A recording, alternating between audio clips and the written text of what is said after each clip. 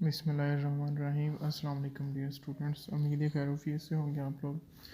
अच्छा जी बेटा जी, cell cycle वाला जो है हमारा टॉपिक कंप्लीट हो चुका है। नया चैप्टर हमने स्टार्ट किया है, चैप्टर नंबर 24 एवोल्यूशन। तो एवोल्यूशन जो है इसका पहला जो इंट्रोडक्शन है थोड़ा सा वो ख़त्म हो चुका है अकॉर्डिंग टू स्मार्ट सिलेबस। और आगे एक और था कॉन्सेप्ट ऑफ एवोल्यूशन, वो भी नहीं करना, वो भी आपने क्रॉस कर देना है। उसके आगे अगला टॉपिक है evolution from prokaryotes to eukaryotes. यानी इस लेक्चर में हम ये सीखेंगे कि हमारे पास जो प्रोकैरियोट्स हैं वो किस तरह बने, और प्रोकैरियोट्स के बाद जो यूकैरियोट्स थे वो किस तरह बने। ठीक है, इनकी एवोल्यूशन किस तरह हुई। तो एवोल्यूशन ये इंटरेस्टिंग चैप्टर है, छोटी छोटी कहानियाँ इसमें साथ साथ आपने देखते जाना है, सुनते जाना है।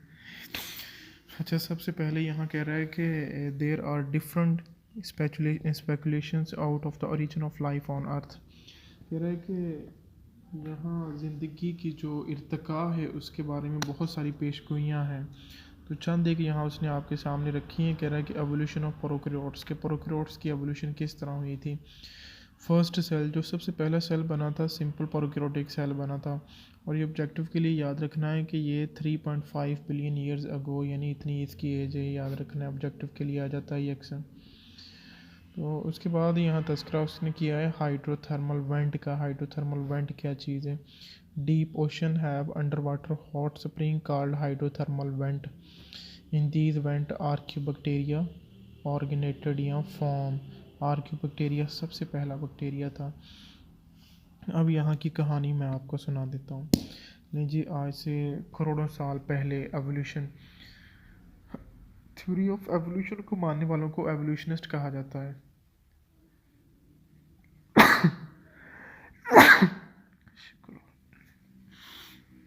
थ्योरी ऑफ एवोल्यूशन पे बिलीव रखने वालों को एवोल्यूशनिस्ट कहा जाता है।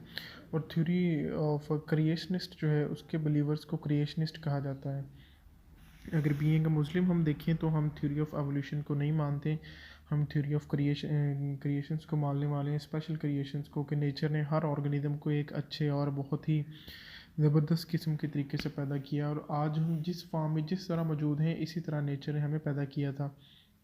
लेकिन जो एवोल्यूशनिस्ट हैं, थ्योरी ऑफ एवोल्यूशन के मानने वाले, वो कहते हैं कि यानी जी पहले हम बंदर यानी इस तरह की गंदी गलीज़ मखलूक थे, उससे with the passage of time हमें चेंजेस आई, मॉडिफिकेशन आई और करंट फॉर्म में आ गई। ये सरासर गलत है।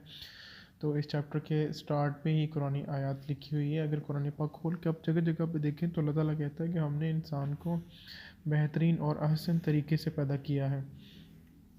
तो हम जिस तरह जिस फॉर्म में आज मौजूद हैं अल्लाह ताला ने हमें ऐसे ही पैदा किया था। तो लिहाजा अब यहाँ आपके जहन में क्वेश्चन ये होगा कि हम एवोल्यूशन क्यों पढ़ रहे हैं। तो हमारा जो करिकुलम है उसमें एवोल्यूशन है, इंटरनेशनल लेवल पे एवोल्यूशन है, लिहाजा इसको पढ़ना हमारी मजबूरी है। तो इन समवट इस चैप्टर में आप जो कुछ भी पढ़ेंगे, एवोल्यूशन आपको बहुत ज़्यादा आर्गूमेंट देगी, इस तरह है, इस तरह है, इस तरह है। आपने सुनते देखते जाना है, लेकिन इसको मानना नहीं है। ठीक है, आप इसको मान गए तो आप जो है अपना ईमान ख़राब करेंगे। अच्छा जी, यहाँ सबसे पहला प्रोकैरियोट्स किस तरह बना। तो आपने एक बहुत बड़ा धमाका सुना था, बिग बैंग ब्लास्ट हुआ, जिसके नतीजे में हमारा जो प्लेनेट है ये पहले अर्थ का हिस्सा हुआ। अर्थ जो है सन का ही, सूरज का हिस्सा हुआ करती थी। सूरज से जो थे वो आग के दहकते हुए गोले दूर दूर जाके गिरे। फिर वो गोले with the passage of time वक्त के साथ साथ ठंडे होने पड़ गए। जैसे जैसे वो ठंडे होते गए वहाँ पे वो डिफरेंट जो हैं वो गैसेस आई, वाटर आया, सारी चीज़ें आई। तो वहाँ पे कह रहा है कि जब वाटर आ गया तो वाटर उस ज़माने में इतना गर्म होता था, इतना गर्म होता था। तो इन वो जो गर्म पानी के झरने होते थे, डीप वाटर, उनको हाइड्रोथर्मल वेंट कहा जाता था। हाइड्रो वाटर, थर्मल हरारत, वेंट, और वेंट पानी के झरनों को कहा जाता है। तो उन पानी के झरनों में फिर न्यूट्रिएंट्स इकट्ठे हुए। न्यूट्रिएंट्स के इकट्ठे होने की वजह से वहाँ सबसे पहला प्रोकैरियोट्स बना, और उस प्रोकैरियोट का नाम था आर्क्योबैक्टीरिया। और ये इतना ख़तरनाक किस्म का बैक्टीरिया है कि ये 120 डिग्री सेल्सियस के ऊपर भी सर्वाइव कर लेता है, इतने ज़्यादा टेम्परेचर के ऊपर भी। ये लीजिए, ये तो आपके पास आ गया सिंपल प्रोकैरियोटिक सेल। अब ये जो प्रोकैरियोट था पुराने वक्तों में, यानी उस एनवायरनमेंट के अंदर जो न्यूट्रिएंट्स थे वो तो लिमिटेड थे, इतने ज़्यादा नहीं थे। तो ये डेफिनेटली अपनी नस्ल भी बढ़ा रहा था, ये ज़्यादा बन भी रहे थे। तो जैसे जैसे ये अपनी नस्ल बढ़ा रहा था तो यहाँ ऑर्गेनिज्म को जो मूड ऑफ न्यूट्रिशन है वो भी बहुत ज़्यादा अच्छे से चाहिए था, एनर्जी कंज्यूम करते थे वो भी। तो वहाँ फिर कह रहा है कि एवोल्यूशन ऑफ फोटोसिंथेटिक प्रोकैरियोट्स, तो वहाँ पे फिर फोटोसिंथेसिस करने वाले प्रोकैरियोट्स बने। तो ये जो प्रोकैरियोट्स थे ये क्या करते थे कि ये हाइड्रोजन सल्फाइड को यूज़ करते थे यानी क्या करते थे, कह रहा है कि प्रिमिटिव टाइम न्यूट्रिएंट्स लिमिटेड, पुराने वक्तों में न्यूट्रिएंट्स लिमिटेड होते थे, अनदर सोर्स नीडेड, तो हमें एक दूसरा, हमें कह रहा हूँ कि उस ज़माने के ऑर्गेनिज्म को एक दूसरा मेथड भी चाहिए था। तो जैसा कि कह रहा है कि फोटोसिंथेसिस, तो यूज्ड हाइड्रोजन सल्फाइड, उस ज़माने में वो क्या करते थे, हाइड्रोजन सल्फाइड को यूज़ करते थे। अगर आप इक्वेशन देखें तो वो प्लांट्स क्या करते हैं, कार्बन डाइऑक्साइड मिलाते हैं, साथ में पानी मिलाते हैं, सनलाइट और क्लोरोफिल की मौजूदगी में अपने लिए ग्लूकोज बना लेते हैं। लेकिन वो बैक्टीरिया क्या करते थे, इस वाटर की जगह H2S हाइड्रोजन सल्फाइड मिलाते थे। तो हाइड्रोजन सल्फाइड को मिला के फिर वो अपने लिए ऑर्गेनिक मॉलिक्यूल बनाते थे। जब ये हाइड्रोजन सल्फाइड को ऑर्गेनिज्म यूज़ करते थे तो आगे ऑक्सीजन नहीं बनती थी बल्कि सल्फाइड बाई प्रोडक्ट के तौर पे आ जाती थी। तो फिर जब बाद में ऐसे बैक्टीरिया आए जो हाइड्रोजन सल्फाइड की जगह वाटर यूज़ करने लग गए, तो फिर जो फोटोसिंथेसिस की एंड प्रोडक्ट हमें पता है कि हमारे पास ऑक्सीजन भी आती है, तो ऑक्सीजन यहाँ से रिलीज़ हो के एटमॉस्फेयर में आने लग गई। तो ये ऑक्सीजन जैसे जैसे एटमॉस्फेयर में आई है, ओजोन लेयर भी बन गई और एटमॉस्फेयर के अंदर ऑक्सीजन भी आने लग गई और डिफरेंट अदर गैसेस भी आने लग गई। अब इस तरह के ऑर्गेनिज्म वजूद में आने लगे कि जो यानी सांस ले सकें, जो ऑक्सीजन यूज़ कर सकें, तो एरोबिक रेस्पिरेशन स्टार्ट होने लग गई। तो यहाँ भी उसने लिखा हुआ है एवोल्यूशन ऑफ एरोबिक प्रोकैरियोट्स। तो फिर इस तरह जब ये ऑक्सीजन एटमॉस्फेयर के अंदर आ गई तो ऐसे बैक्टीरिया बने जो यानी ऑक्सीजन भी यूज़ करते थे। Later hydrogen water used instead of hydrogen, तो फिर बाद में उसने कहा कि इस पानी की जगह क्या यूज़ होने लग गया, hydrogen sulphide. Oxygen accumulates in atmosphere, नतीजे में ऑक्सीजन थी वो एटमॉस्फेयर में इकट्ठी होने लगी, क्योंकि जो भी फोटोसिंथेसिस होती थी ऑक्सीजन बाई प्रोडक्ट वो एटमॉस्फेयर में ही आनी थी। ओजोन लेयर फॉर्म, और इसी तरह ओजोन लेयर भी बनना शुरू हो गई। Earth atmosphere change from reducing to oxidising, और अर्थ का जो एटमॉस्फेयर था वो भी with the passage of time बदलने लग गया। तो यहाँ कह रहा है कि here most organism use oxygen, तो यहाँ मोस्टली जो ऑर्गेनिज्म बने उन्होंने ऑक्सीजन को यूज़ करना शुरू कर दिया। तो ये तो था आपके पास एवोल्यूशन ऑफ प्रोकैरियोट्स, इसमें छोटी छोटी बातें थी। उसके बाद है एवोल्यूशन ऑफ यूकैरियोट्स, कि अब जो यूकैरियोटिक सेल है वो किस तरह बना, यानी प्रोकैरियोट से यूकैरियोट्स किस तरह बने।